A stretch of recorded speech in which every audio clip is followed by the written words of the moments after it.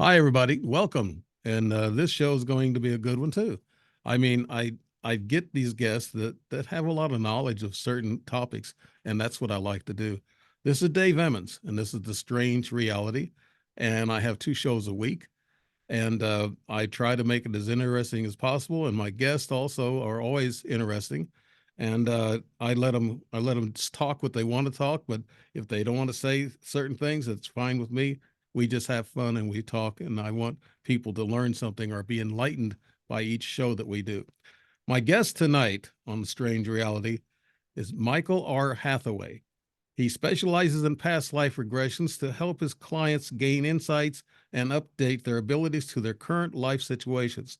He is certified through the International Board of Regression Therapy and has a doctorate in clinical hypnotherapy. D.C.H is a board certified fellow of the National Guild of Hypnosis a hypnotist. Okay, hypnotist. I guess my glasses are jumping around, Michael. But and certified hypnosis instructor. He believes that every person has been given special psychic or creative gifts that have been developing over each incarnation. I believe that. He has had a weekly metaphysical discussion group for 30 years, and I was told he's very interesting. So I want you guys to listen up to what he's got to say and make comments after this is pre-recorded, but you can make comments or questions, and I'll make sure Michael gets them, or he'll be able to get them. He'll be able to see it on Facebook or whatever.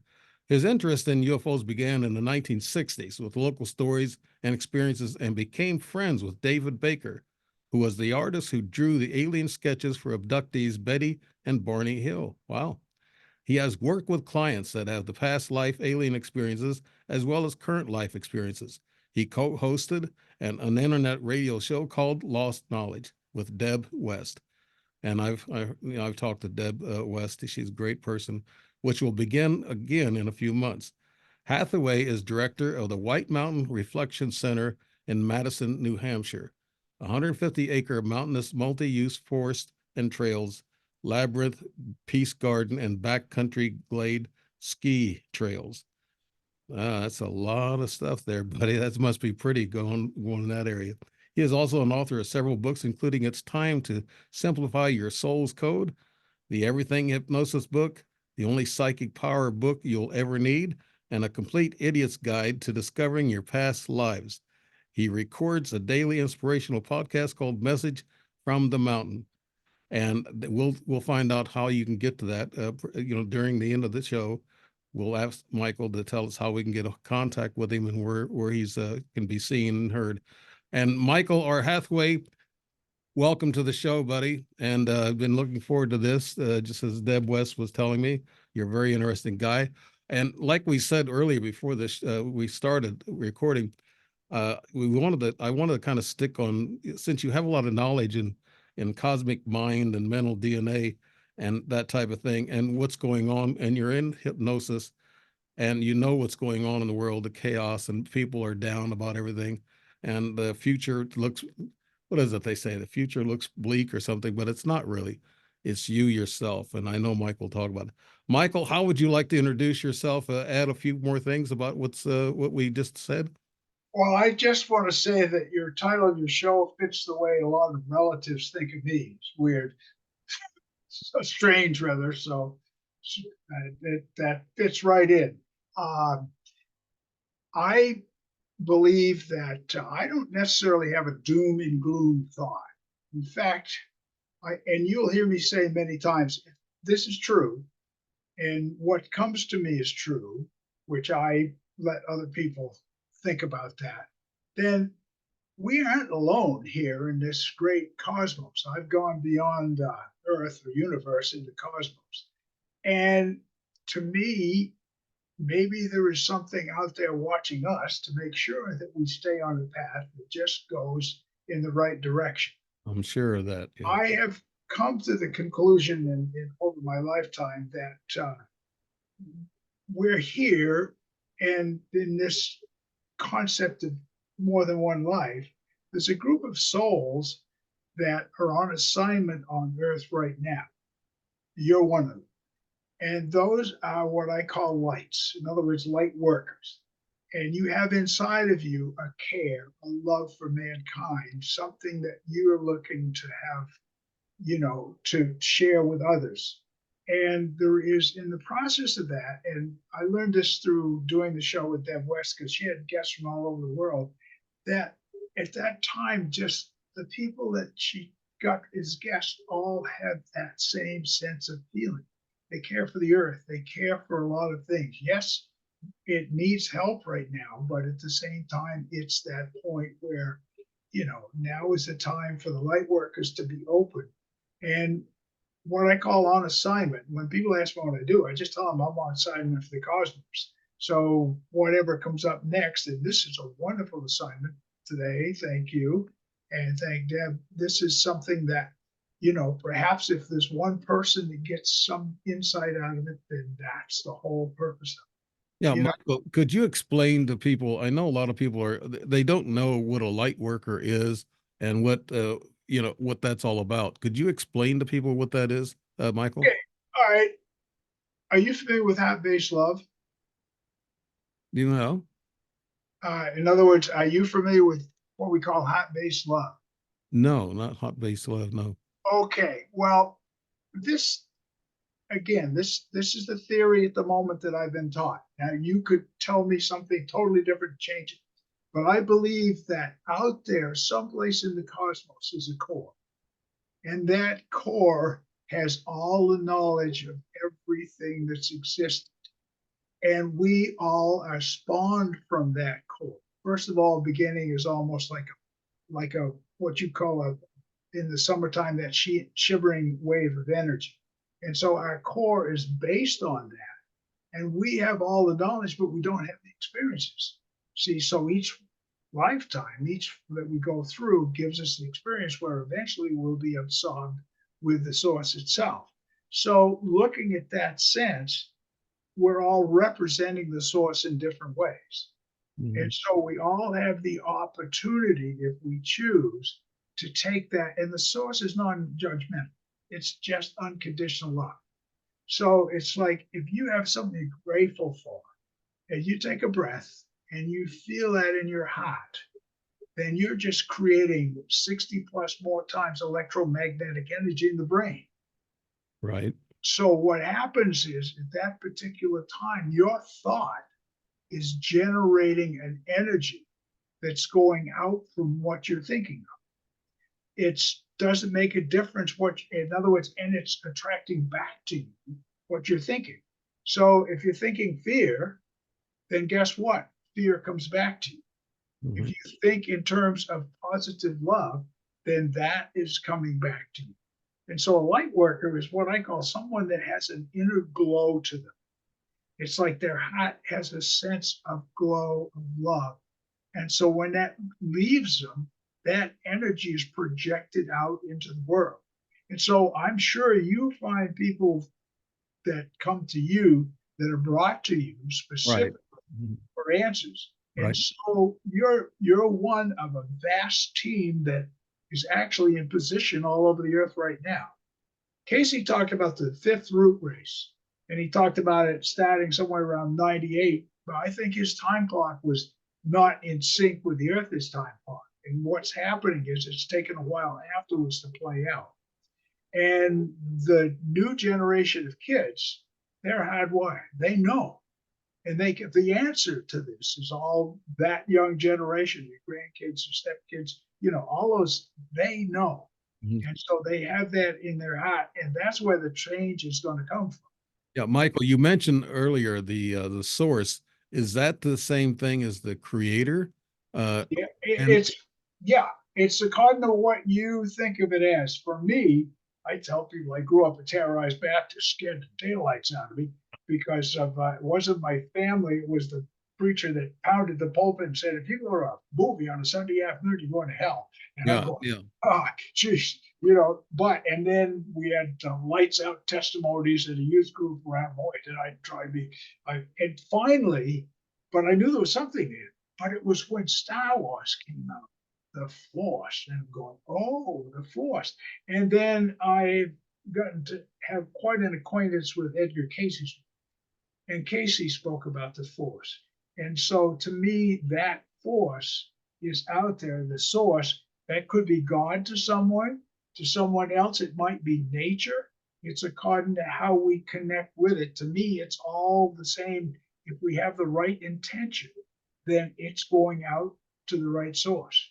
Right. Now, you actually said something uh like it's something like the Akashic Records that you're talking about, the core. Is Well, that? the Akashic Records, and if you're familiar with that, there's a belief that out there is information that is everything. In other words, all knowledge is there. Mhm. And there are people, this is why I'm so fascinated with people, because there are people that can link into that more than others. And so for some, it's going to the library, as Casey would do. I mean, and so at that point, the information would come to them. And I've had people in regression, they'll go to, it might be electronic or it might be an old fashioned library. Each person's perceiving it different, but it's there. So the knowledge is there. And I say that we haven't had necessarily the experiences, and what I call God's sense of humor, the source of sense of humor is free will. Each lifetime, we have the opportunity to be in tune with a plan that we brought to earth with us when we were reincarnated, that we can stay in tune with it or not. Right. A lot of people ask me, Michael, they'll write me, they'll say, "Well, I think I've been abducted, but how do I regress?" What is, I know you're into hypnosis. Is hypnosis one of the better forms of regressing memories of people, or is it a 3 a.m. sleep dream, lucid dream? Is that a better way of regress? Well, either way, I mean, lucid dreaming is where you're sleeping, but the energy comes to you. Of Mhm. course, the idea of lucid dreaming is the fact that you're actually awake at the same time you're dreaming. So you're consciously aware of what the dream is. And Right. there's a whole technique where you can actually use your dream state to improve. You can actually be active in it. And so dreamlucidity.com is a place that you can check that out. The whole thing with the regression is the fact, and I've taken people back to people that know that they've been abducted, that want to go back and see what went on. Mhm. And sometimes there was one that I know, and you talk about like half alien, half human, and I've had people that have in other lifetimes where that took place. Yeah, So I believe I run into a few hybrid or alien humanoids, and you look at them and see, you can tell when you look. energy. Yeah, yeah, the look and the energy that you feel Yeah. from. Now, hypnosis. Now, I know that you got a big background in this. I was hypnotized one time, and this lady was an experienced hypnotist, and she put me on the couch and said that count back from 10. So I did, but I didn't go out. I felt this hum. This it's called the Taoist hum, and this hum was vibrating really heavy on me. And I looked over. She was knocked out. She was sleeping at the desk, and I had to go over and shake her 3 times to wake her up. And she looked at me and she goes, "Oh, that's the rapture. That's that big giant triangle ship that she wanted to know more about." And she said, "Oh, that's the rapture." And I said, "What happened here?" And she says, "You don't have to pay me." I said, "Yeah, I'm going to go ahead and pay you. This just backfired. I think I know why. The energy that was coming to me was backfiring on you, and that's a true story. It's in my book, and I wrote that in a So book. you actually, and you have the ability to generate energy through you. How about electronics? Do you ever Oh, mess those up? yes, yes. Just yesterday, 2 computers. I went to a Yeah, store, that's Walgreens, and it wouldn't process. She said, "That's funny. It's the first time that's happened." And I said, "I need to stand back." And then uh, I went to another place, and the same thing. The same day, within an hour, the computer wasn't processing properly, and I said, "Oh no." yeah, that's because you have that energy that messes up electronics. Yes. And when you were talking about that hum and so forth, for me, I've never been hypnotized. The closest I ever came was when I got hired to play piano for a stage hypnotist, and he was telling me about it ahead of time. And all of a sudden, the room started to go around, and I just pulled myself out, and I said, "I got to figure this out." And fortunately, I had a psychologist friend that loaned me his books, and I self-taught myself first, and went on this journey of there's many levels of hypnosis. And the first and lightest level of hypnosis is called altered state of consciousness. In other words, it's where you're in a daydream. Right. What they call highway is hypnosis. You're driving down the road and you get thinking about other things and you go by where you were going, whatever. That's a light form of hypnosis. There's some somnambulance hypnosis is the deepest state where you have not a clue.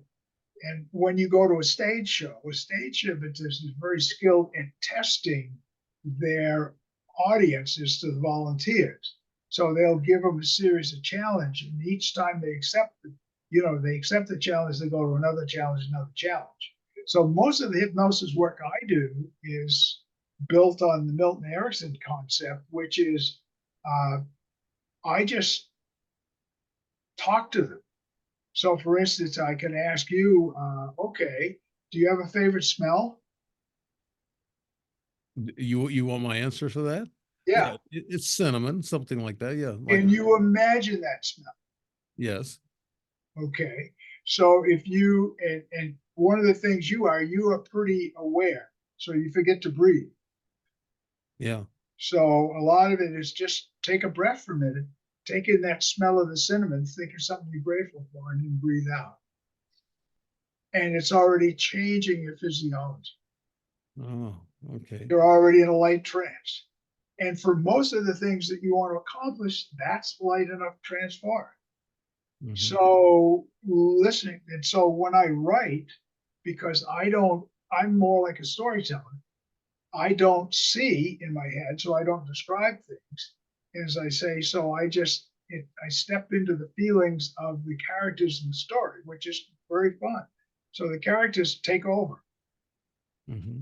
And they go ahead and work that way.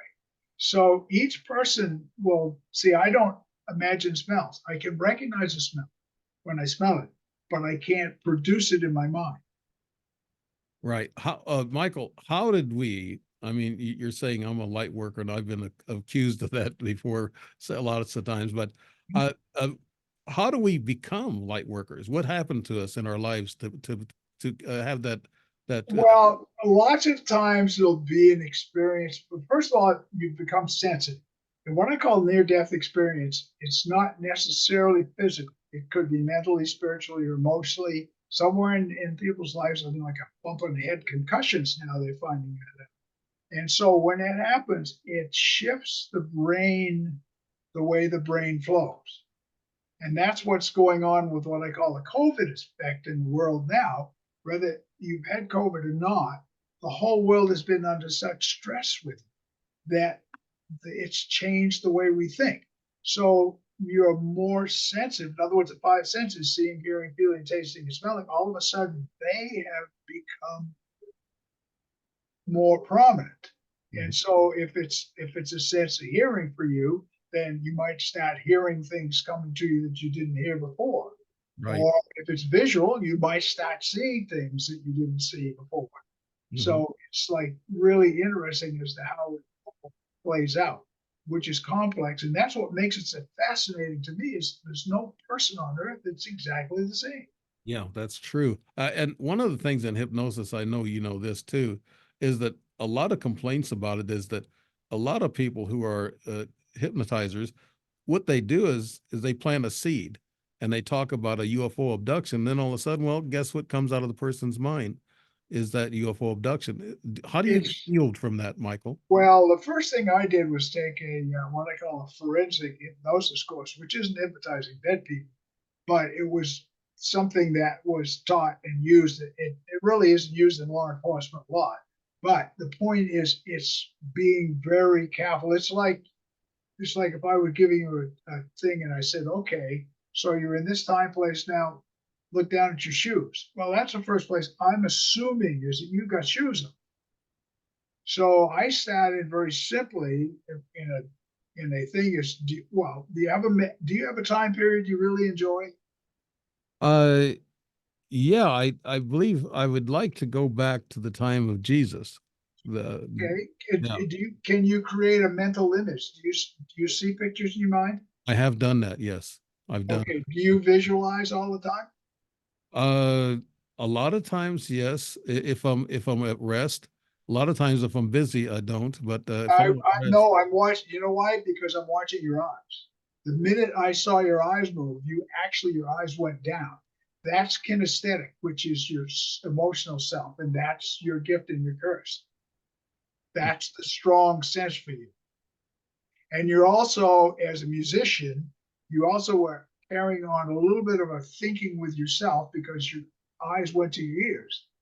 yeah, Yeah, see, so you watch a lot of musicians play and they're looking off to the side while they're playing because they're hearing what's going on. yes, yes. And When I was playing drums, of course, I'd watch people dance, so I'd make sure I had the proper beat, and they were dancing to the song the way they want to dance to it. So I usually, actually, the people that were dancing were my conductor. When yeah, I played drums. that's your kinesthetic sense. That's your caring self, which is what you're doing now is using it exactly. Yeah. So Hmm. we use it in different areas. So that's a strong point. And that's the first thing if I'm work's a heavy word. If I'm assisting somebody that is looking for their purpose, then I will say, well, so if you could do anything you wanted to do and there were no ifs, ands, or buts, what would that be in your life? And then open up the imagination and the power of now, because you thought it's already taking place. Hmm. Yeah. I've, Because most people will then say, yeah, but. So they just canceled it all by saying but or fear, which cancels the thought rather than carrying forward. right. You being a musician too, Michael, and I've been a musician for a long time. Uh, I when I have a song that I'm going to do, I actually run it through my mind first, real quick. You know, the parts that I need to come up with and think about. It goes through my mind first before I lay it down. So I guess that's the same thing as what you're talking about, right, Michael? Well, it is, except for I don't do that because I don't imagine the song in my head. Mm. What I do is I communicate with the source and I thank the source for guiding me with the right energy when I start to play. So I have no idea exactly how it's going to come out. I read chord system. So I don't read a lot of music because I'm non-visual. So I mean, I read the notes, but I play the chords, but it's never the same way. What about you see all these little geniuses? I'm talking about 2 and 3 years old playing piano. They're playing Mozart Yep. and they're playing violins, and they're singing, and it's amazing. They're getting younger and younger with all this talent. Is that part of this? I guess the light being people. Well, that could be a past life influence. In other words, they're carrying on a talent or a gift from another lifetime and they're progressing through with it. I had a client once that he made his living playing Holiday Inns, playing rock and roll for a while, and so consequently he could play bass and drums and piano. And he couldn't play piano, but he could teach piano. So he wanted to learn how come he couldn't play piano. So we regressed him back and got to a point in time where he was looking at these hands playing piano. And I took him back further and it went black. And then he saw a person with the hands. And so he could then feel those hands playing at that time. And he's going, oh, that's the way you do it. So we Oh, went forward and then up, brought him back out. And he said afterwards his wrist stung like his hands had just been sewn back. wow. The problem was I ran into him a few years later and he immersed himself back in music, but we didn't update the piano. So he was playing rock with everything else, but his piano was back in the 1890s. Oh, So it's updating it. yeah. I know the piano, considerable, but I can't play it. Just like you're saying, I can only play certain notes. I know the keys and everything, but I just I just haven't formulated that in my So thinking process. that's where you just let it go. Yeah. And see, you're very intellectual wise, but if you let it happen and you think about equating it to the other instruments that you played, you'd be a rhythm piano player anyways, Yeah. Hmm. because that's the thing, the thing is there. I play with energy love. That's back to the love. And I thank source before I play a job, thanking source for the letting the light and the intention of doing the best with love comes. And I've been doing this for 2 or 3 years, and it's changed my whole reception of people. They think I'm good. I'm not, but it's a sense of they're feeling the energy.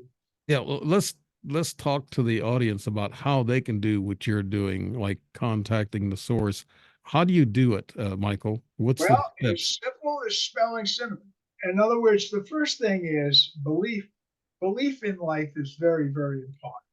And so if one has some sort of a positive belief, and of course, the idea of a lot of people think of the law of attraction, which you're probably familiar with, manifesting, the work where you allow yourself to create in your mind an image, and then you feel comfortable. You just relax, and relax meaning just doing some breathing. Breathe in and out and relax and feel nice and comfortable, and let yourself, if you listen to music, that's fine. If you want it silence, it's fine.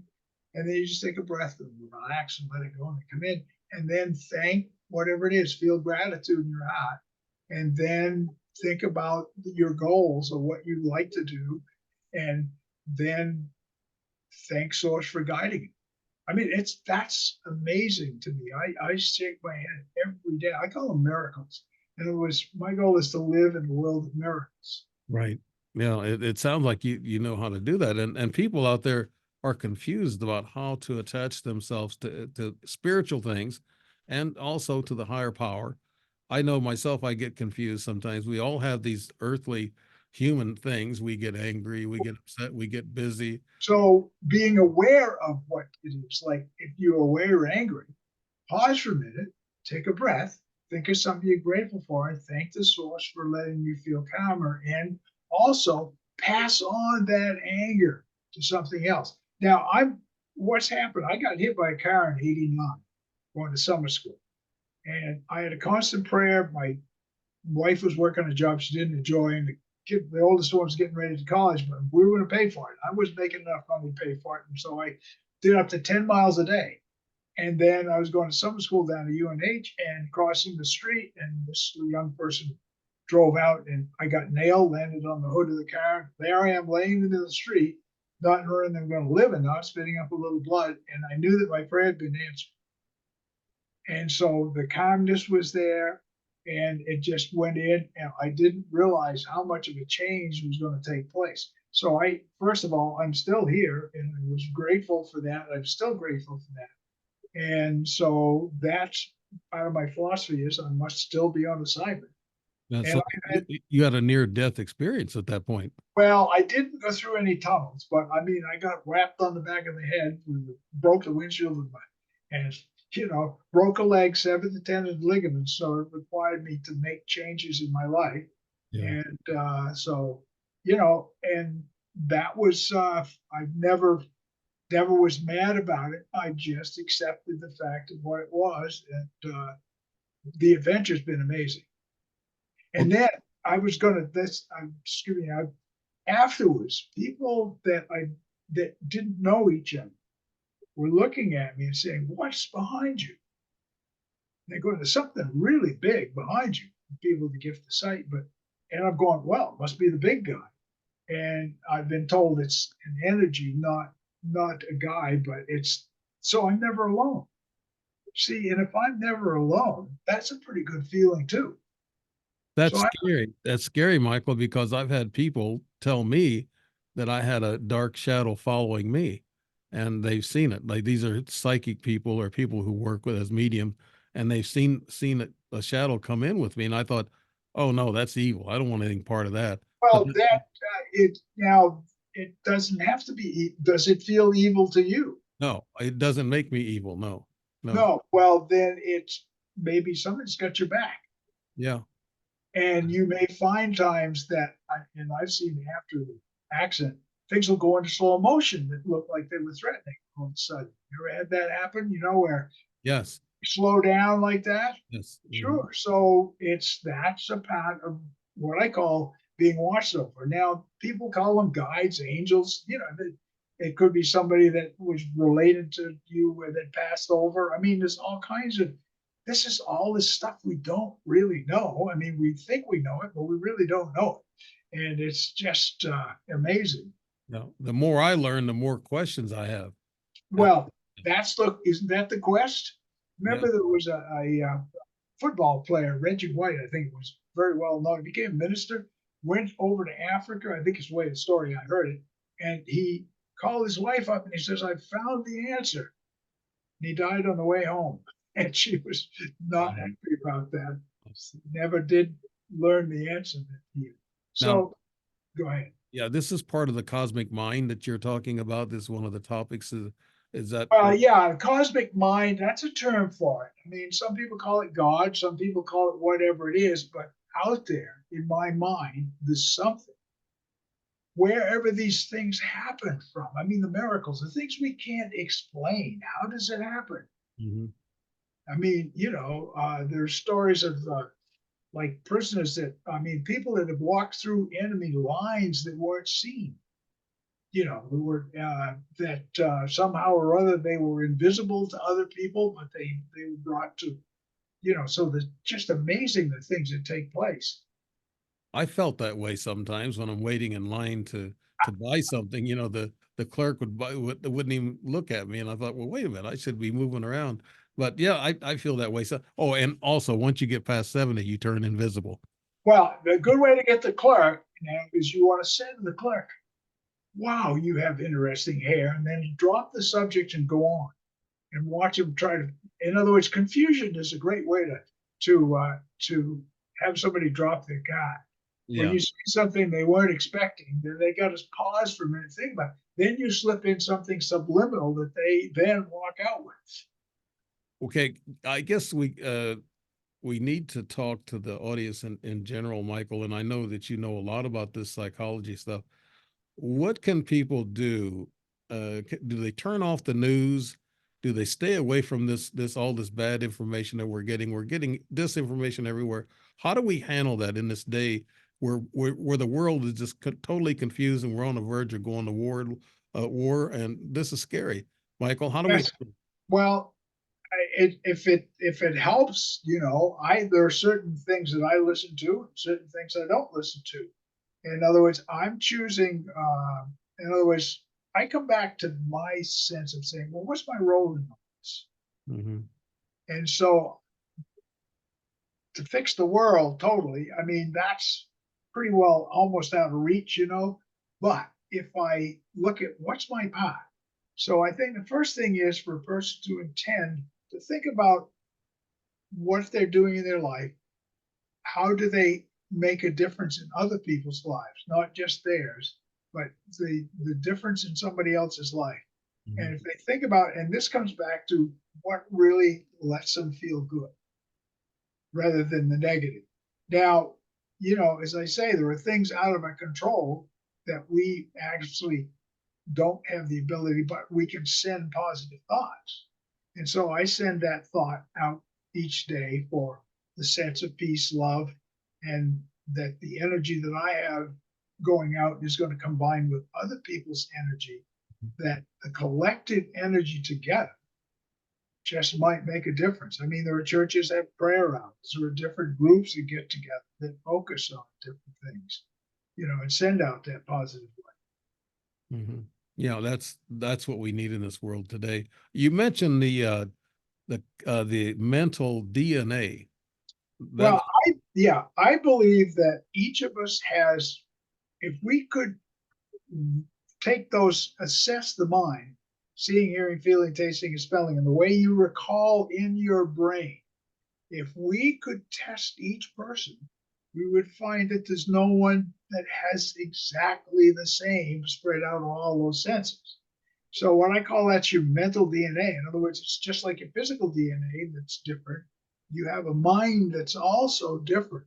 Mhm. Problem is, most people expect we're going to conform just the way as everybody else does. And learning yourself, it's so important. That's the biggest thing that a person can do is one, learn themselves. And that's what I call a tragedy in education is the fact that we just don't know. I know from 30 years of it that we don't know how to reach the kids to teach them how they are themselves and how they can be themselves. Because that's where I say I spent most of my life trying to fool people into thinking I knew what it, but Hmm. I was convinced I didn't know. How about the kids growing up today? They talk about them being spoiled. They say they're snowflakes and they're they're disobedient and they don't respect the elderly anymore.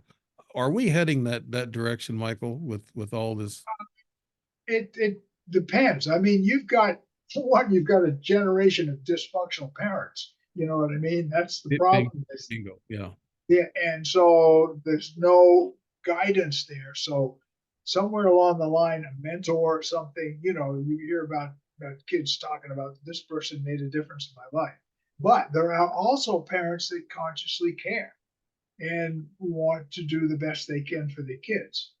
I mean, I live up here in the mountains, White Mountains of New Hampshire, where people are moving to. Well, of course, the problem is they bring problems with them, but the goal is to give their kids and their families a better life. I mean, you can't find a house on the market up here because people are moving in from out of state. Mhm. They just that doesn't necessarily solve their problem, but it does bring a lot of people to care. Yeah, And I brought that subject up about the kids because we have a lot of rage nowadays in the oh streets. yeah, The young sure. people are out there raging and fighting each other and causing property damage and everything. And it's just we can't deal with it with the police and use force. We have to deal with it through the parents, like you said. The parents are going to have to get turned on to this idea that they need to, you know, consciously be with their kids and be and teach them, the morals in life. And I guess that's if we can stop some of this rage, Michael. It's not just the young people. I can't well, just blame the young people, but it's older people too that are out there fighting and political arguments and all this other stuff. And so it really is a conscientious effort, movement, so to speak, of all of those that have the ability to share their gifts in a positive way. It's like if you say something positive to somebody in the street you don't know, you might save their life. Right. You're taking a random act of kindness at the time that's there. So all of the people that can share that, it's like re-educating. We do what we're taught. And so until we learn something different, and when we have the opportunity to learn something different from all the tragedies around, looking at it saying, okay, so what can I do different that might change lives? Hmm. Right. And now also, not only that, we do have the chaos around the world. Uh, and I just found out a while ago that I think Germany they got settled. The parliament, the government settled with the farmers there, and I think they're going to have peace now. And they got that through demonstrating and showing the government they don't want to be that way. So Germany is starting to have peace, and I said, "Good, great, great, great. Maybe this will spread around the world that we can get together with peace and love." But I also take a look at you know how are we going to handle and what is our part in trying to bring this world back to peace and love, Michael? Well, and that's a big question. Mm. So let's start with you. What are you doing? I'm doing this podcasting, writing books, telling people about UFOs and ETs and how real they are, and they're real. Has that made a difference to Yeah, some people? there's a lot of people who's written me and said thanks, for what you're doing, and I even talked about quitting my podcast because I think I was getting followed by, these little groups, the specialized groups and the alphabet people, and I kept getting, electronic problems and everything. So I almost wanted to quit, and people said, "Don't quit, keep going, keep spreading the enlightenment to people." So if imagine there were a whole bunch of people doing the same thing, whether they were custodians or working in a store or wherever it is that had that same quest as you do, the inner light. And then imagine them doing their part and then going from there, Mhm. how it would be a spark. And so that spark goes out and it's even the mindset of everything a person touches, everything a person makes is a piece of energy that goes into it. So if we set our intentions that if I do my podcast, different things, shows and so forth like that, hypnosis or whatever, then that's what I say is what's my assignment? And if Yeah. that's my assignment, and if people become aware that maybe they do have assignment, maybe they have a purpose, and that's where now we're down to the point of people don't realize they have a purpose. Yeah. I can see your purpose. You're teaching and you're doing podcasts. You also wrote these books in which I called off earlier. It's time to simplify your soul's code. Yeah. What was that? What was that book about? Well, that's the concept that all of us have that code, a thing in our soul. But we used to be so connected to the source back when our souls were younger, Mhm. you know, but we've lost that. It's got dumbed down over many lifetimes. So we've forgotten almost the root. That's like a labyrinth of those old cave things you see in the Right. drawings in there. That might have been the map home for them to how to communicate. And so now it's coming back to discovering it again for the first time. So we're allowing ourselves to reconnect to our purpose. Right. That's what we all need a purpose. And I tell my brothers that when I tell them they are to play music again, they're too lazy to do it. But I said, I said, we had a great purpose at the time. We entertained people, made people dance, and that was a very good feeling. And that could change somebody's life. I'm subbing on in a few days for well, it's a not, well, they're probably professional players in it, but it's a non-profit big band. Mm. And they had just had a health situation. They asked if I would play a concert with them. So, no money in it, but the point is that it might make a difference in somebody's life, or I might make a connection that might move on to do what the work is. As I say, the intention is to make it available Yeah. and see how it goes. I think the word you want me to use is like charity. We've played charity dances before, big Oh dances. yeah, I, Yeah. I mean, I do that. It's it's not necessarily the money; it's the fact of the enjoyment of. Right. You get to an age where it's you just, well, I call it discovering again for the first time, because I got to the point where I said I was burned out, and then I just took a year and didn't play, and then wound up rediscovering it again, but it was on my terms rather than Mm. on somebody else's terms. I've So if I done don't like it, I can go home. I've done that too. And I know where you're coming from. Let's talk about here's something else that's going on in the world besides all the chaos. And I know we could get to some of your other books and ask question quick about that. But now you talked about your UFO experience back in 1960. Could you tell us what you experienced, Michael, back in the 60s? Well, and I didn't necessarily at that time be my experience, but the valley where in this area, there were people seeing them. Of course, Betty Barney Hill had their experience. I'm not sure what the date was, the early 60s or whatever it was. Mhm. But, and so I got here in the fall of 64, and there were people seeing things. There was a teacher that saw something, undescribable, and there were people that were seeing it. And it was something that landed in the middle of Conway and left some residue. And there were a couple of people that I know that had saw it. And the story goes that, boy, the military cut that lawn nicely for him after that for years, trying to look and find out what was there. What happened is this continued on, but I've seen several things that are undescribable here.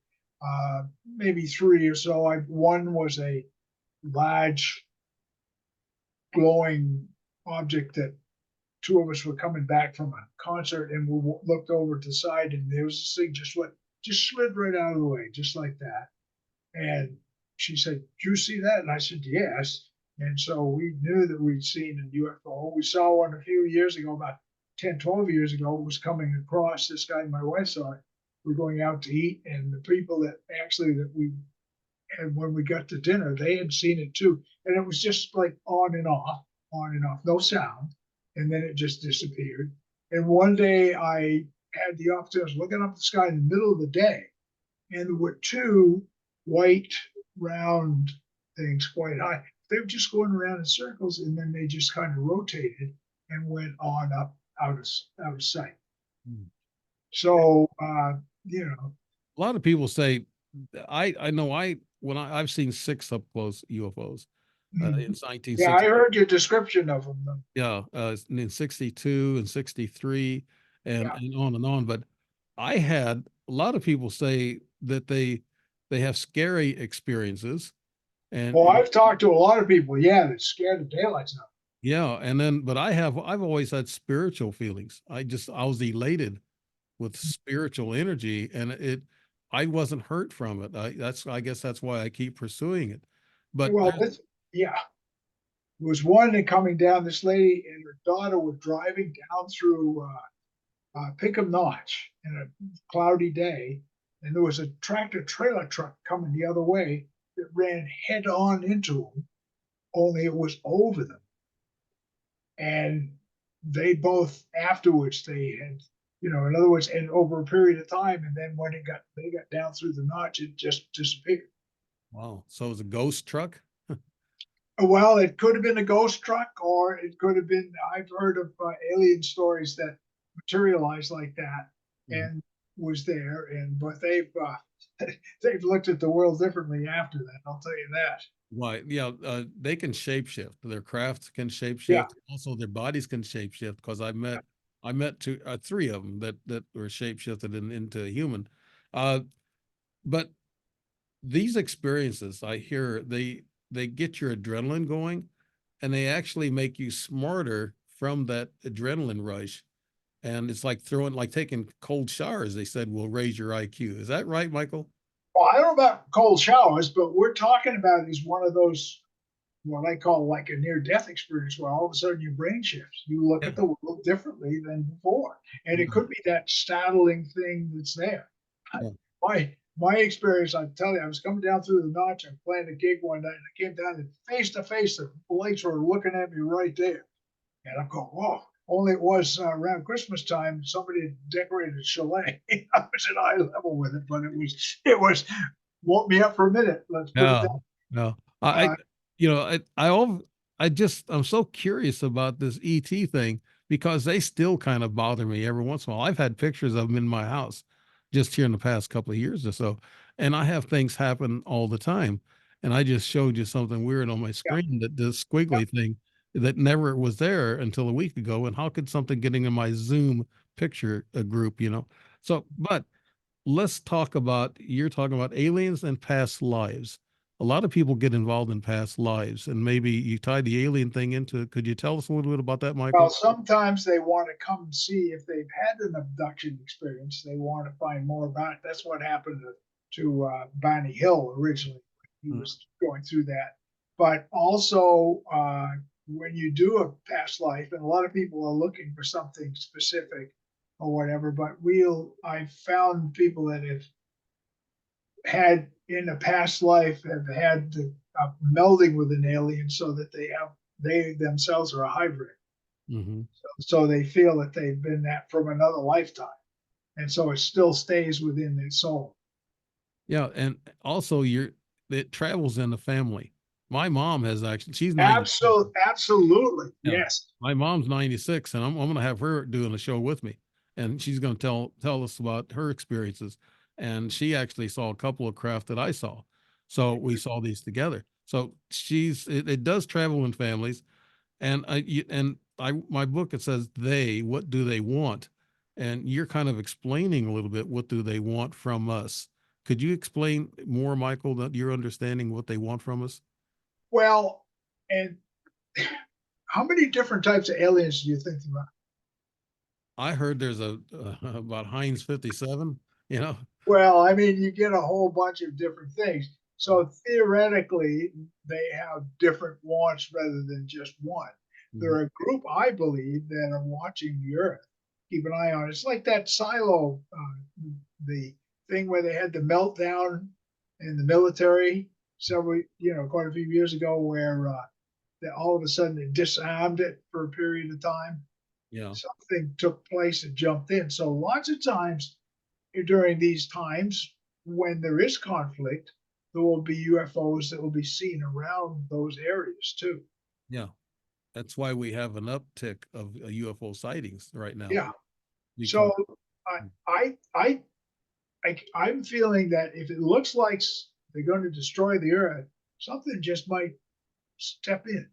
yeah, And isn't it amazing how all of a sudden this was taboo for a long time that's now been brought into the general public? yeah, and they're starting to disclose it drip by drip. That's what I'm saying. So that we're getting more people generally are getting much more familiar talking about it than they were before.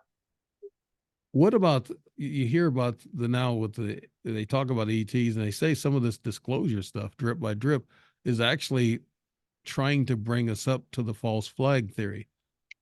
You've heard of that, the false flag theory that Explain that. well, the false flag is when the governments around the world, New World Order, we call them. Well, you can. This is for entertainment purposes only. I have to say that to disqualify what I'm. Well, that's a belief that an order that's there.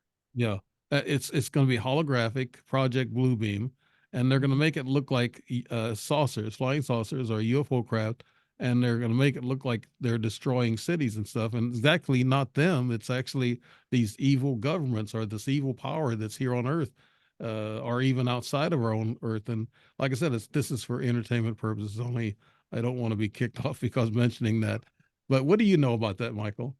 I tell you the truth, I don't know much about it. Make it, I won't say make an effort, but my intention is not to get drawn into the dark side of the world. I stay on the other side. As a kid, I don't know. I just don't know what I experienced and what I didn't. And I had a pretty good psychic one time say I must have been really terrorized as a kid, by the things out there. So whether I had experiences back then that I don't know about, I don't know. But I knew that for a long time I was very uncomfortable Mm-hmm. sleeping in a room that like, back to the door. Yeah. So, Yeah, I've after so I I've always had that sense afterwards of wanting to deal with. I want to deal with with the positive light rather than the negative. And right. I figured it is stronger and so forth. So I trust in that source that goes with me, that what you call the big guy of the energy to take care of any of those other things. Right. I know a lot of people depend on that too to protect them. They want to stay in the positive light. Yeah, But myself, I investigate UFOs, ETs, and of course I'm curious, and so I'm open to that. I'm also keeping abreast of a lot of the conspiracy theories, and a lot of the conspiracy theories have been coming true, and they're you see them every once in a while flashed on the news, what's going on, and all this other stuff. But how do we separate ourselves from that? Or are we supposed to just live our lives in a peaceful way and just ignore and don't look up and just live our lives? And is that the way the source wants us to live, Michael? I I'm going to come back to that statement that I've used several times is that I'm what am I on assignment? So the source will take me to wherever it is that I'm supposed to be. So I'm just trusting it. I don't close my eyes to anything from the standpoint. Whatever it is that I know that I'll be given the right tools. See, that's the thing is that I have a prayer that says, "Thank you for allowing me to know, and I need to know at the time I need to know it, so I don't need to know too much or too little." And so consequently, that's the way I go about trusting. Yeah. This is complete trust that well, I'm here, I'm on assignment, and thank you for watching over me. That's the only way to keep peace, and then take those deep breaths, as you say, and if you get angry or upset, just get away from it. Maybe turn the TV off and take some deep breaths. And I think a lot of people need to practice that. I need to practice that. I'm not, I'm not perfect in that area for sure. Even my wife will remind me of that. But I just think that people need to relax, but also be aware of I, what is going on. Yeah. oh yeah, intuition. There's a wonderful book called The Gift of Fear, written by Gavin DeMacaro, which has quite been out for several years, but it's written for law enforcement. The one thing in it that really stuck out of my mind was, if you fight fear, it becomes part of your family. Hmm. You live with it all the time. Yeah. So holographic thinking, in my mind, is where you got two views. So if you allow yourself to, while you're in a peaceful, positive state, to ask the other one to get, what are you trying to say? What's there? So that you're looking at it in a way that you can judge it without being sucked into what's really going on. Let's get to the other topic that you mentioned here, and I want to get your perspective on it. You say local history of aliens. That how what does that all mean and take in, Michael? Well, I became friends with David Baker, who's a jazz fan, and he met uh, Betty Bounty Hill. She was a social worker and Yeah. was handling an adoption in the area at the time this was all going on, with the abduction, when they were remembering.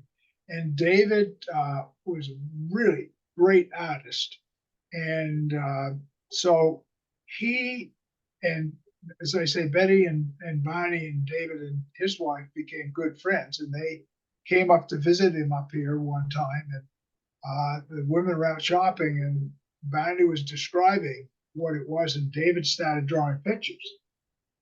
And when he told me, he says, when Betty came back and she looked at the sketches he'd done, she went off and walked around out the lawn in circles.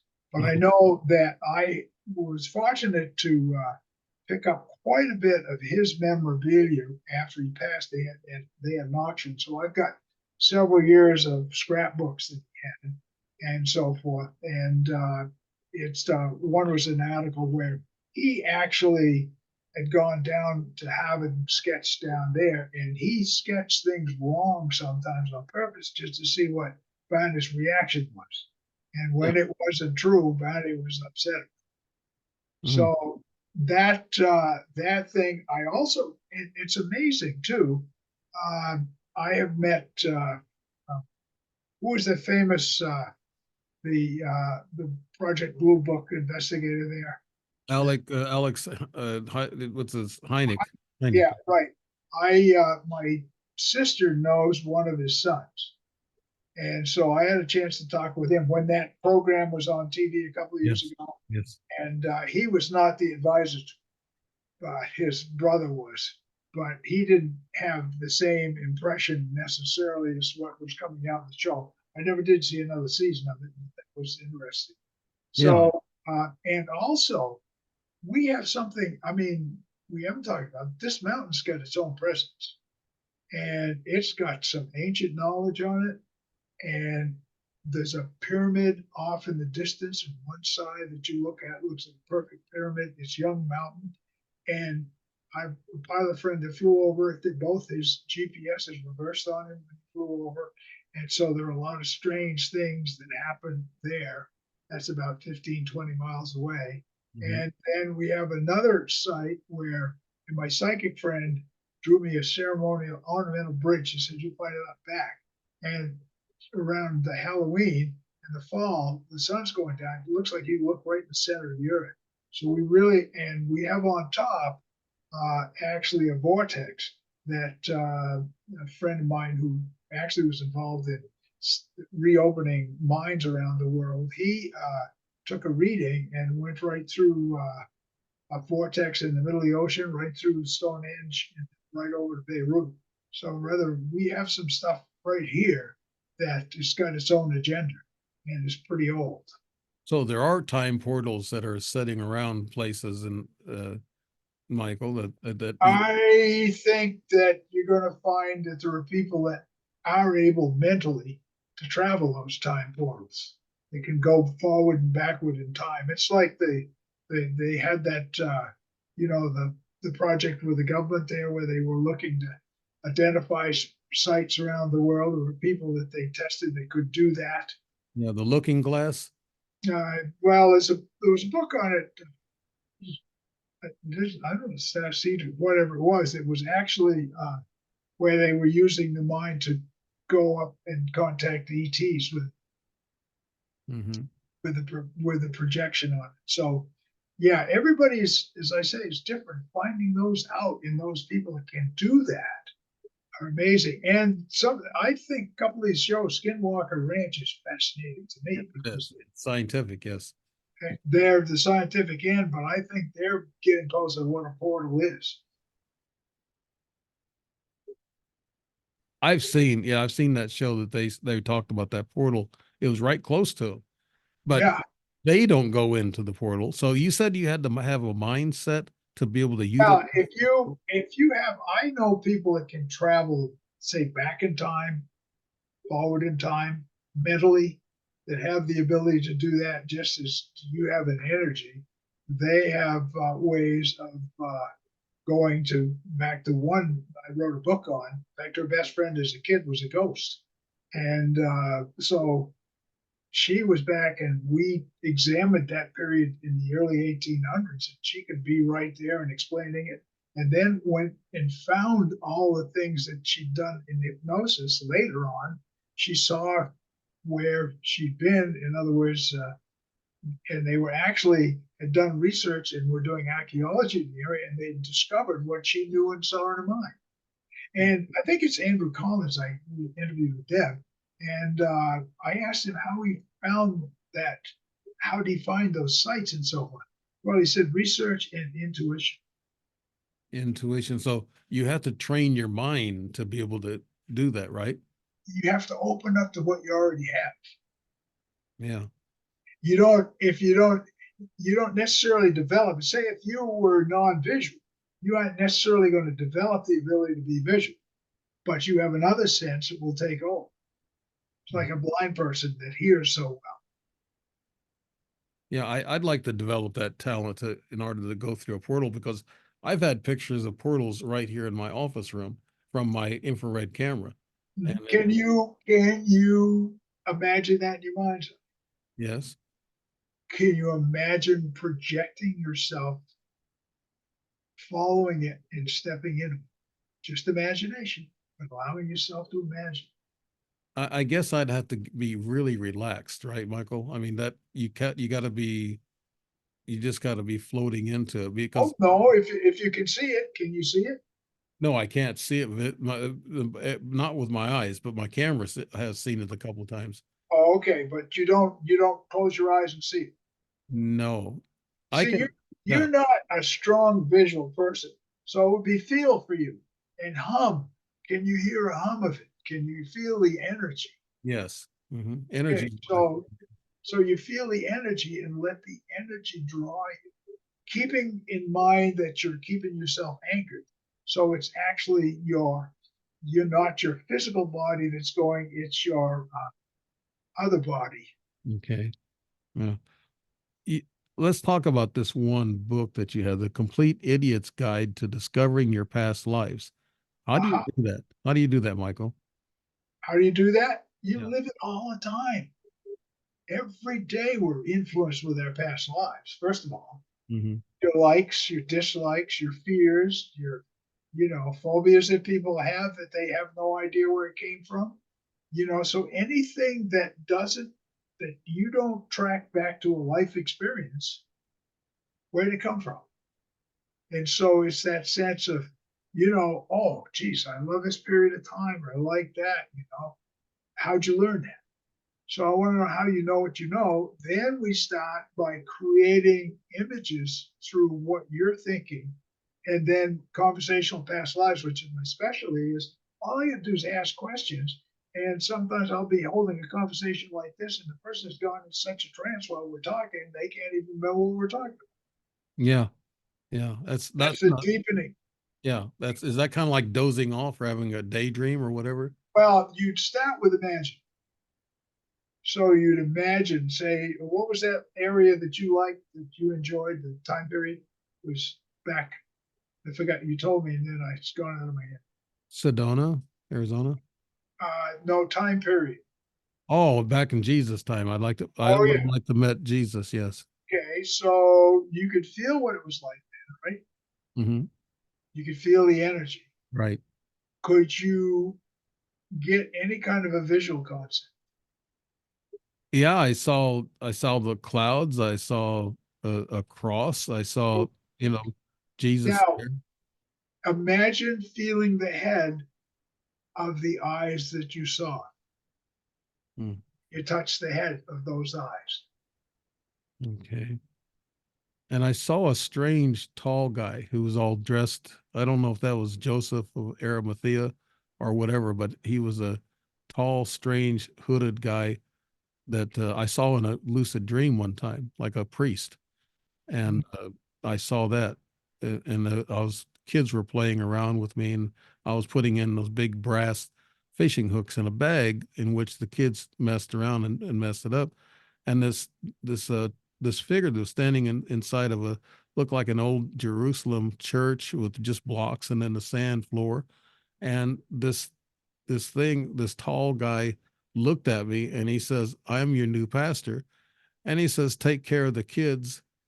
And then he said, "Clean up the church." And I'll never forget that dream. It still stays with me. Now I see the So thing. symbolically, Yeah. look at that taking care of the kids, the people. Yeah. That, in other words, you're doing that, right? Right. And cleaning up the church is like cleaning up the area around you for spiritual. In other words, your spiritual thing. So you're already doing it. Hmm. I'll never forget that lucid dream. And also give me a little tidbit. There was a friend of mine, an old friend of mine, who had cancer and I didn't know it, and he was dying.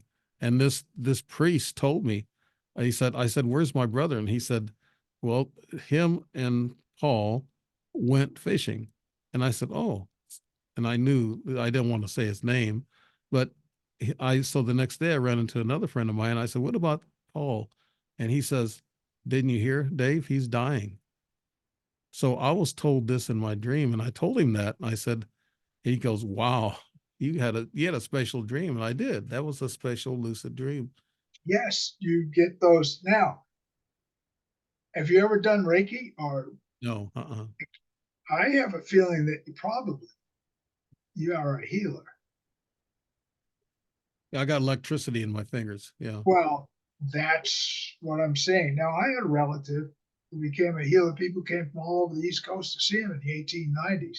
But when he was a kid, he had the ability, he didn't feel well one day, and he put his hands out and he said, "Come to a chair," and the chair came to him. And his parents never told him he could not turn that power on. And he had it his whole life where he could levitate tables with grown men sitting on them and just pick it up. Mm, And he turned it on. He didn't own it. It just came through him and down his arms and there. So he had a boss that had a wife that was ill and magnetism was in at the time. mm. So he adjusted the power that came through and healed her. And he became a doctor of healing. People came from all over the East Coast to see him in the 1890s. Wow. My daughter's got some of that ability. She just left education and has gone into sound energy healing. Right. Sound energy frequency healing is actually a big thing, and they said it's very important. And Yeah, listen to these different energies that can clean up the pineal gland. You know, uh, yeah.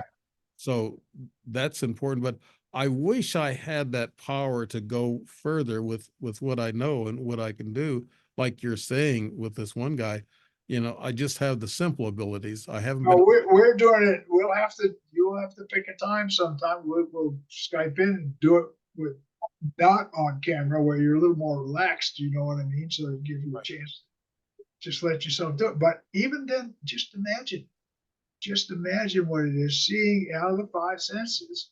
So can you touch it? Can you hear it?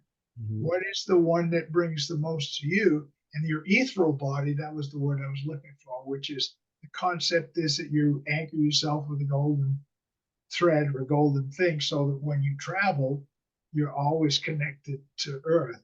But at the same time, you can just let yourself slide out there, knowing that it's easy to come back. Yeah. I know there's a lot of people that have these I guess simple abilities like I might have, and they want to be able to develop them, and you just don't know how. You let life get in the way too much of things and causes you to kind of vibrate away from it. Is that right, Michael? Oh yeah, that's so true. That's why I see in our metaphysical discussion, psychic development things, is we talk about what you're finding your ability, and then realize that there's no one exactly like you. So learning how you get it. There are a lot of what I call natural mediums. See, there are mediums, psychics, and intuitives. An intuitive just knows.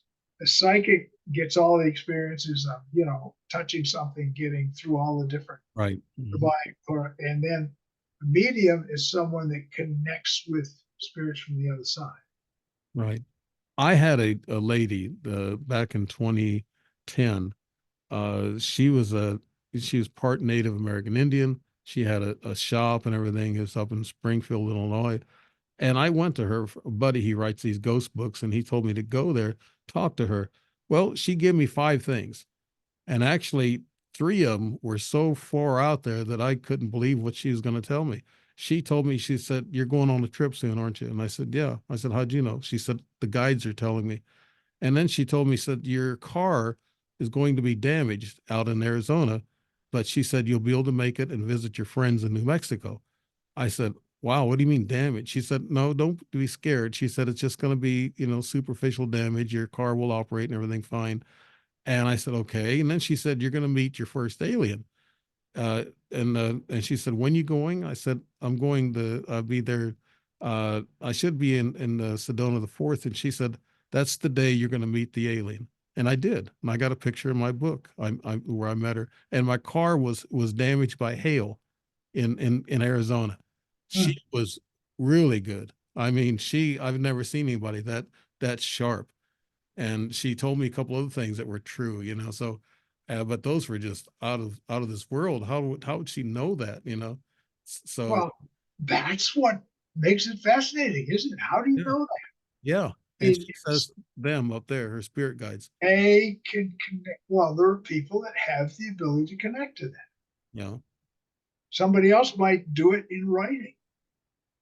The spirit guides would speak through you in what we call almost automatic writing, Mhm. trance writing, where you just let it happen. Now can the extraterrestrials teach us something, Michael? Can they teach us or help us with our energies and our abilities? I think it's very possible, but that's, theoretically, I mean, you go back to the agreements that were had that you hear about, back in time, Eisenhower and different things as to what's traded off and what isn't. I don't know that I have the ability to really say with that. I say something teaches us. We can allow ourselves to learn. I mean, it's like when the lesson is needed, the teacher appears. Right. Yeah, I wrote it. My third book was Angels and Supernatural Entities, and I studied, a lot of Bible verses and put it in the book. And of course, you have to be exact when you do that. But I found out that everything's extraterrestrial. Ghost, ETs, angels, and poltergeist, they're all extraterrestrial because they're coming from another dimension. Is that That's absolutely right. Yes. And so where that other dimension, it's all connected in many ways to what we call cosmic mind. It's that whole sense of the source that's out there that we all connect with. hmm And what is the idea? I've had three implants in my body. I've dug out two of them. And what are implants for from the ETs, Michael? Well, that would be tracking device, right? Well, I guess they don't really need to put a device on you because they have your DNA frequency and they tune into your DNA frequency and they can track you that way. Just like you said, the DNA of the mind, the brain, whatever, but they can track you with your DNA frequency. Each one of us has a different frequency, right? Well, yes. Now, I think, again, they can do it that way. But if they have something that's scientifically implanted, then that data can be, can be downloaded. Hmm. And then, I dug out one that was kind of weird looking, looked like a little piece of carbon, but I put it under a microscope, and there was a little, looked like brain neurons, like little octopi, all swimming around it. And I had a biologist supervisor. She looked at it. She said, I've never seen anything like that before." And so, are these things kind of tracking on our nerves and going to our brain and making some changes in our DNA in our brain? Maybe some of these implants are made for that, Michael. I don't know. well, that could be. I don't know. I know that, it's like I've known people that have, have them or felt they had them and so forth. I've got a bump in my leg that is there. I can feel almost now. I keep saying, well, that there, that's a tracking thing there. It's just, Yeah. Hmm. it could have been an accident or bang or whatever it is. But yeah, I really don't have an answer totally for that. So Now, I wanted to ask you another question too. It's closely related to implants. I got four little plastic discs, and they're only about 5/8 of an inch in diameter, and they look like little chips for a game board, except they're not. They're not the same size as chips for a game board. I got four of them within about a year and a half time. And I found them one on the floor in front of me, two times in the bathroom and in the bedroom, right where I could see it. And then I found one in my pocket after I went to a Rotary meeting in Alaska, lived up in Alaska a couple of years. And that one I found in my pocket. It stuck to my finger like a magnet, and it was magnetized. And I said, "Oh my God." I even called my wife. She was working as a consultant on the base there. And I told her, I said, "You won't believe this. I got another one of them discs right out of my pocket." What are those? What are those apports? What do they mean, Michael? You know? well, I don't see. Again, this is dealing in something that I, fortunately, in my mind, haven't had those experiences. So are they alien or are they something else? Yeah. I showed them to a nun one time. My brother was dying, and I showed them to her, and she looked at me. She said, "You've been blessed, you know, by getting those apports." So I've had other apports, given to me like little feathers, white feathers, and things of that nature. Yeah, those are what a gift, but from the angels. Well, it's like finding pennies or dimes, Yeah. heads up, or whatever it is, or people that get in our family. It's we chuckle at finding a penny at the right time or seeing hearts. I see hearts a lot, Yeah. and to me, that's an affirmation. Mhm. So affirmation comes in many ways, and there are people that get. You obviously are up in the point of where you've got some physical encounters. In other words, what you're explaining to me, when you think about all these things you're talking about, they're all things that take place that are something that's physical that is coming to you. Yeah. Hmm. Right. So that's a whole other level, and it's something that once you see and you think about it, you're going, oh yes, then this and that, where pieces will begin to fill in of even going back to when the first ones were as to when you were really began to be watched out after. Hmm. May have been a period in your life when that happened, or you could have been born that way. Yeah. Do you believe in a matrix, or we're a hologram, Michael? Well, the hologram, the way I call holographic thinking, in other words, you look at something and you twist it a little bit and you see something different, right? Right. In our mind, we have two views. We have the view that's detached so we can step back and watch, and then the view that's involved in it through our own eyes. Right. There are some people that can do both easily. There are some people that can only do one or the other. So that's again an involvement of, it's like all time. Are we all how it all fits together? Mm. These are big questions. Yeah. And when the big questions come up, I can stop and I say, wait, okay, so what's my role in it? Is it something I need to engage in, or is it something I don't need to worry about? So that's why a lot of these things that I don't have answers for, I never thought about, so I never had to figure it out. Yeah. I guess does fate, we all have a direction we're going to go. And they said that God, or the source, the creator, he knows our path. He knows where we're heading. And we've probably been here before, like you're saying. He knows where we're heading So there's no mystery in what each of us are doing. Is that true, Michael? Well, it's the theory that we're born with a blueprint, with a purpose. In other words, each lifetime we have an agreement before we're born as to what we might experience in this life. That would bring the balance of our knowledge with the experience, with our knowledge, the experiences to go, make us go forward a little bit. Now, the thing or helps us go forward. So it really depends upon where that, where that fits in as to whether you believe. I come to the conclusion in my own life experiences with particularly my father was the fact that, he had some health problems and so forth. And I felt that somebody had taken away his own self of himself as a kid. And so I always made sure I congratulated him on everything. And when I had working with a client in Southern Path State, she told me about a near death experience where she had found herself in an operation. She had died for a period and was being shown back through her life map by a kindly being. And then she came to again, so she came back up. So I'm listening to this.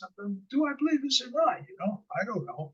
Next morning at 5:30, I got a call. My father's in the hospital with a heart attack, and we were all the remains saw him. They took him to Portland for what, and he died on the way to Portland. They resuscitated into one last ditch effort. Hmm. And I said to him, I stood there and said to him, I know you've been down through your life, Matt. You can be proud of that. So I believe I was given something to give to him the night before. And then it came back to, well, okay, so how does this fit in your life? Do you have that purpose? Do you have the thing? So that's where some of my awareness. And he had showed up to me a couple of times in my dreams. Once he was outside of the house where my mother lived, and he was pacing back and forth, and at a younger age, in an ambulance arrived. So I figured maybe she had health reasons. Well, a month later, she said she found she developed cancer, and she went into remission, but it came back with a vengeance the next year. My mother, being my mother, had to have a party for everybody taken care of. So we had a day picked, and we went and over to Maine, and she would, boy, she'd really gone downhill, but boy, she was going to have that. Everybody came, visited, had lunch. My sisters made arrangements to go to the hospital after the party was over. And so the ambulance showed up and they go, well, mother's going, well, have something to eat. But anyways, and they were putting her in the ambulance, and I'm, wait, that's my dream. I knew my father was there waiting for her at that point. Wow. And I'm going, wow, that's my assignment's over. Yeah. So we came home that night to New Hampshire, and the next day I was up for a walk up on the mountain, and I was watching a car down in the valley or a light go, and all of a sudden the light went out. And I got home, and my wife said that my sister had called, my mother had passed. And so it was just we had family Dixieland band played Closer Walk with Me going into the church, and it was a celebration of life, incredible. And so we just celebrated the fact, and then looking at what I'd been taught from that in my own life experience, that is a great aid to somebody else. It's like a twin soul, Yeah. twin flames, and people that lose a twin flame, sometimes, in each life, they could be an enemy or a friend. It's or a lover or wherever they get in trouble, but at the same time, they can be, if they were in a relationship and one passes, the other one really misses. And so we look at the fact that they can be on one side working with them, so they can still carry on a conversation. Mhm. So nothing happens by accident. Everything is, I guess, is preordained or whatever. Uh, I had an experience. Want to ask you about this, and the reason why I'm bringing up these experiences because I want your input on them because I'm really fascinated by the things that you're talking about and what you know. I was in the Philippines and I have a brother-in-law there. I haven't seen him in 6 years. I haven't been over there since then, but I've been there 3 times and he was a great guy in the Philippines. And it was my wife's older brother. He was 68. He had sugar diabetes and he was treating himself. He was going on these fad things. I told him not to do that. I said, stay away. I said, go to the doctor and get some attention. Well, while we were there, a week before we left, he went to the hospital and I saw him in an ambulance and he looked like he was comatose. And I said, he needs to go back in the hospital. He needs some doctor care. He needs something to get his spike his sugar again. And so, uh, you know, so he went back, and then he come back home, and we were about 40 miles from that location. So we went out about 4 or 5 days later because we heard he was talking and he was, talking to people. So we went out there, and then lo and behold, he was in bed, but he was like slightly half comatose. He can only move around a little bit. And I told him I loved him, and his name was Abbott, and I had a good time with him. He's a great guy. I really cared for him. I wanted to see him when I went there, but uh, he rolled his wife rolled him over to me, and he was looking at me, and he held his arm out, and I grabbed his arm, and I we held each other's arm. I had a grip on his arm, and I was looking straight into his eyes. And my wife's sister said, "Talk to him, Dave. Talk to him. Let him hear your voice." I said, "I've been talking to him," and I said, "I'm talking to him now." And she looks at me funny, and I was talking to his eyes, and what he was telling me was he was tired. He wanted to die. Well, he died the next day. I backed away from that scene. I backed away, and the sisters were standing there, and I couldn't say nothing. I was kind of choked up, and I said, "Wow, I just felt what he was, telling me just by holding his arm." And I didn't want to tell my wife or anybody because I wanted hope for him, and I didn't want to, dispel some negativity on him. So the next day he died, and I told my wife, I said, "That's what he was telling me when your sisters asked me to talk to him." I said, "I am talking to him." But it was through his Yeah. eyes and through the energy. Mhm. It was a weird experience, Michael. That's Well, that's your empathic ability to communicate without, in other words, you probably know what people are going to say before they say it. yes, I do. Yeah, I can tell that. I've learned that with clients is when they're already answering, what I'm going to ask next. So Hmm. it's like you have, this is a wonderful gift. I very interested in how you yourself may have the healing ability to kind of reset their wiring inside. Yeah, I have never really tried Health it. out on that. Yeah. I was in a church one time, and there was an older guy. He had problems with his leg, and I couldn't tell which leg it was. But I put my hand on his leg, and I said, "You got a bad knee, don't you?" And I kneeled down, and I touched his knee, and he looks at me kind of weird, and he goes, "Yeah, that's a bad knee." And I guess what I was trying to do was letting him know, or trying to send some energy to him and say, we're gonna try to make this better. And I got up and I said, "Bless you," so I walked away. So I've had those moments where I thought I could be of some help to But people. now, if you could feel their energy, right, Mhm. then you've got a model of what it is. Now, in your mind, what's a healing vibration? I can't figure that out. Well, It's just be open to let your hands send out an energy that's healing. yeah. Well, my So, wife my wife says I shock her with my hands. well, that's the energy, the power. What I'm saying is, if you connect to the source, Yeah. That's, you're not controlling it. You're just the conduit for it. yeah, conduit. Yes. Hmm. And so, allowing yourself to be the conduit is you're thanking something beyond yourself for providing what through you what might be of benefit to the other person. I feel like I'm hogging the show because I'm asking you questions No, about no, my this is experiences. no, this is what's supposed to be. This is the way it's supposed to go. Yeah. Okay. Well, Because this is can you, this is for you. yeah, can you imagine it's been an hour and a half already and past that we've been talking? Oh It, yeah, it that's it. goes by so quick. This has been so interesting. I think what we should do is go ahead and close out, and you tell us how we can get a hold of you and what you're doing now, and where they can find your books. Okay, well, the books are, first of all, I have two websites. One is michaelhathaway.com, and the other is White Mountain Reflection Center.com. And those two ones have all the books listed and so forth there that they can find. And some are almost probably out of print or not from the standpoint of we had to find, because I use the hypnosis book when I teach hypnosis. So I then asked my wife has to hunt for them on the internet to find some that are, that are secondhand or whatever, that we buy copies that we can use when we're there.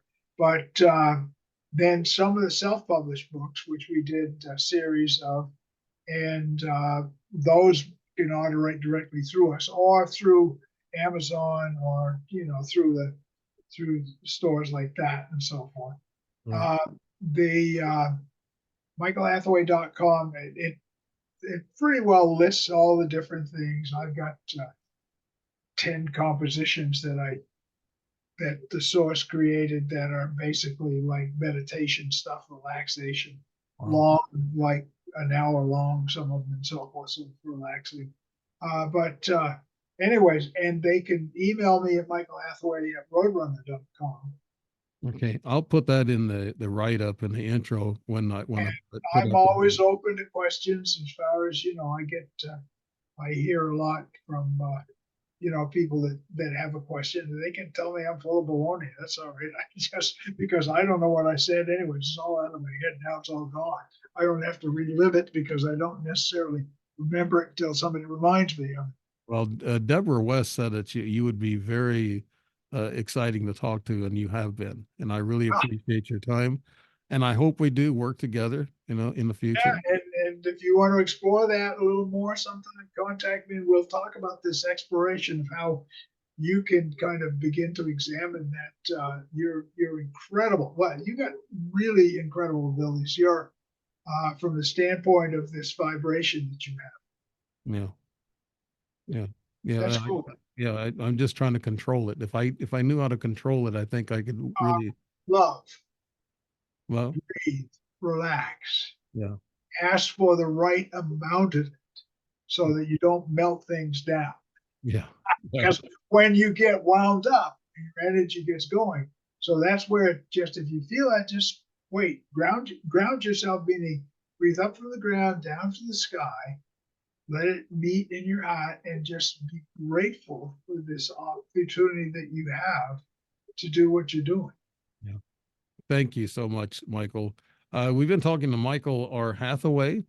And if you listen to some of the things we've been talking about, it's a fascinating show. I really hope that you get a chance to see this. And the daily podcast, which I would mention. Oh, yeah, that's right. Daily podcast. And what's the name of that? Message from the Mountain. Message from the Mountain. Okay. And you can find me on Facebook, or it's also linked into the other two, so that you can find it there. And it's a long podcast. It lasts for a minute to a minute and a half, 2 minutes.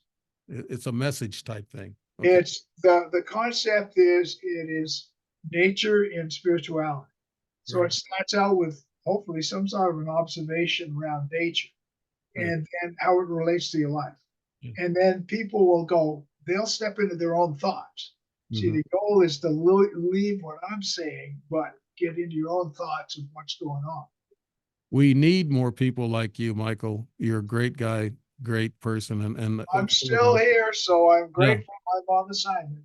That's it. Thank you, Dave. You're just on the way to really making this, probably reaching far more than you can imagine. So, well, I want to enlighten people and help people. So yeah, that's what. Don't say I want to. The power of now is you are. Mm-hmm. Okay. It's already taking place. Thank you. Be grateful that it's already taking place. Thank you. From there.